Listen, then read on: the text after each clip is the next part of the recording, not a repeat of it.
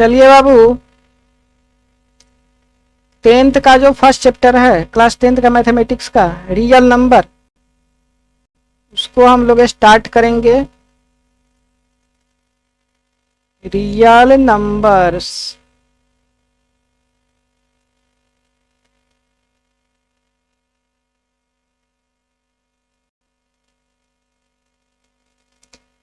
और इस real number में हम लोग केवल इंटीजर्स की बात करेंगे इसमें, ठीक है।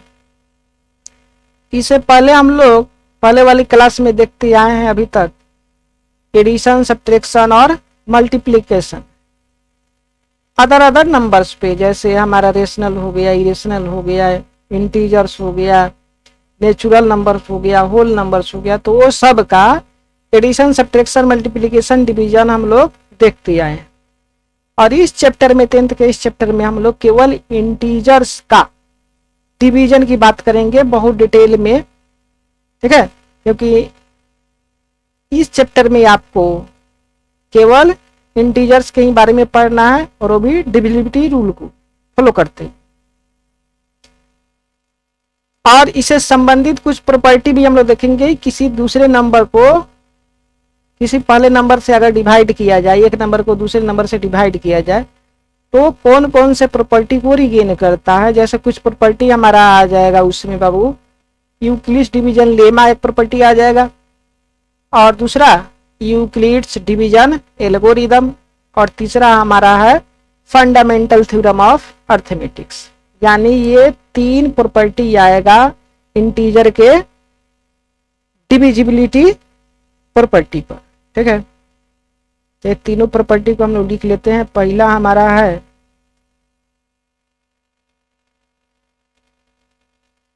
यूक्लिड्स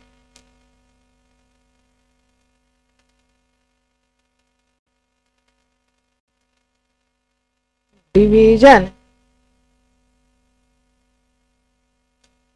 लेमा, और दूसरा है यूक्लिड्स डिवीजन एल्गोरिदम,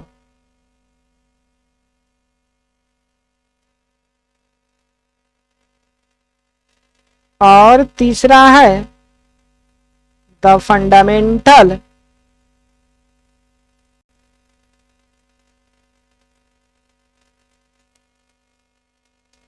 थ्योरम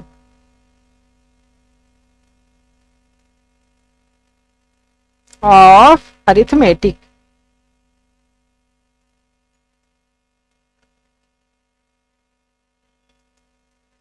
तो तीनों प्रॉपर्टी को हम लोग बार बार देखेंगे, इस्तेमाल करेंगे इसका क्वेश्चन के रूप में। सबसे पहला प्रॉपर्टी हम लोग दिखाते हैं बाबू यूक्लिड्स डिवीजन लेमा का। यानी सबसे पहले हम लोग क्या पढ़ेंगे, यूक्लिड्स डिवीजन लेमा। चलिए इसको हम लोग कंसीडर करते हैं। सबसे पहला हमारा आ गया यूक्लिड्स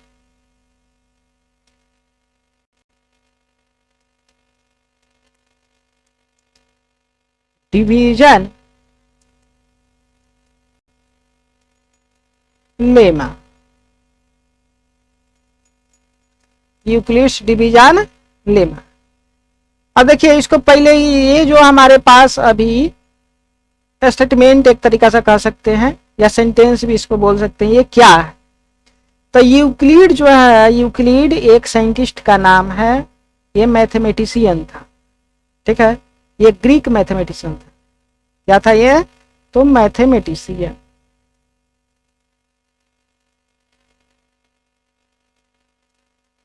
और ये कहाँ का था बाबू, तो ग्रीक का था। और डिवीजन क्या होता है, तो इसको सब कोई जानता है। जैसे मान लीजिए 12 को हमको 3 से डिवाइड करना है, तो ये डिवीजन हो पाएगा कि नहीं हो पाएगा कंप्लीटली। तो कहेंगे कि 12 को अगर 3 से डिवाइड करना है तो 3 के पास कोई ऐसा नंबर का फैक्टर होना चाहिए, क्योंकि इसमें केवल इंटीजर के बारे में हम लोग बात करेंगे। इसीलिए फैक्टर भी हम किसको ढूंढेंगे बाबू, इंटीजर का। तो ऐसा इंटीजर होना चाहिए जिसको इस 3 में मल्टीप्लाई कर देने से है जी 12 के बराबर हो जाए। क्या ऐसा है कोई नंबर? तो आंसर है हाँ है, और वो नंबर है 4। यानी 3 और 4 को आपस में मल्टीप्लाई करेंगे तो ये 12 के बराबर हो जाएगा। तो कहेंगे कि ये जो 12 है वो 3 से इजीली डिवाइड होगा।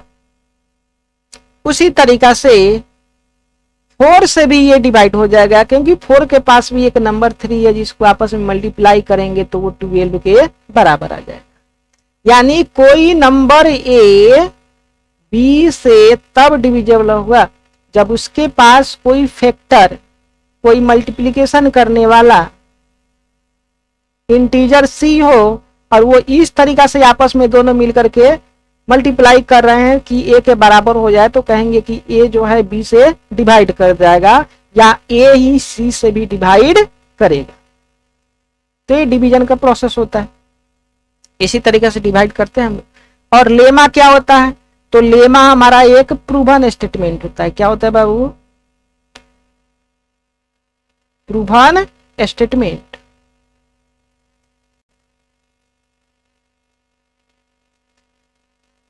लेमा क्या होता है? तो प्रूवन स्टेटमेंट होता है। इसका इस्तेमाल हम लोग कहाँ करते हैं?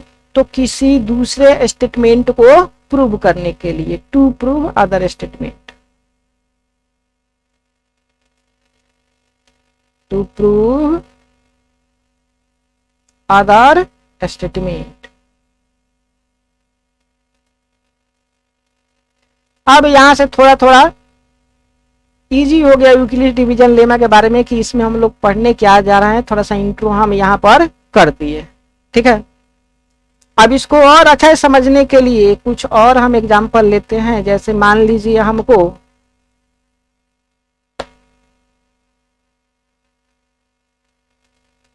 12 को 6 से डिवाइड करना है। ये दो नंबर का पेयर है, दोनों इंटीजर है 12 और 6। इसमें इस चैप्टर में तब गांठ बांध दीजिए, केवल और केवल इंटीजर के बारे में हम लोग बात करेंगे, ठीक है। तो 12 को 6 से हम लोग क्या करने जा रहे हैं बाबू? डिवाइड करने जा रहे हैं। कैसा? तो लॉन्ग प्रोसेस से, ठीक है। तो यहां पर आ जाएगा 6 और यहां हो जाएगा 12। अब देखिए क्या 6 के पास कोई ऐसा नंबर है जिसको मल्टीप्लाई कर देने से या तो 12 के बराबर हो जाए या 12 से कम रहे। लॉन्ग डिवीजन का प्रोसेस यही है। तो आंसर है हाँ है। कौन सा नंबर है? तो 2। 2 से 6 को जब मल्टीप्लाई करेंगे तो वो 12 हो जाएगा और यहाँ कुछ भी नहीं आएगा, सब कटफट जाएगा, ठीक है।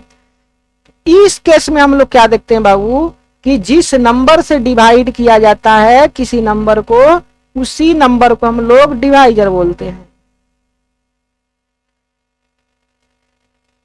ठीक है। और जिस नंबर को डिवाइड किया जाता है उसको हम लोग डिविडेंड बोलते हैं।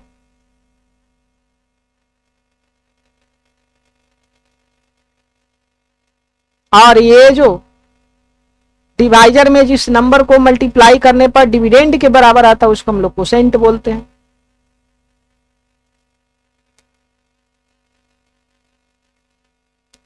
और डिविडेंड में से डिवाइजर और कोसेंट को मल्टीप्लाई करके जो सब्ट्रैक्ट किया जाता है तो जो आंसर आता है, जैसे यहाँ 0 आया है, इसी को हम लोग रिमाइंडर बोलते हैं।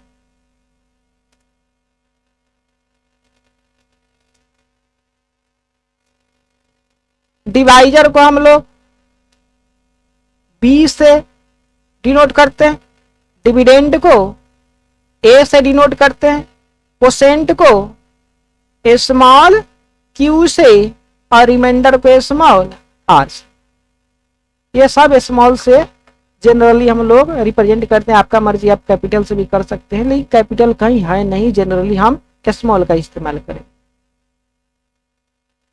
ठीक है। अब देखिए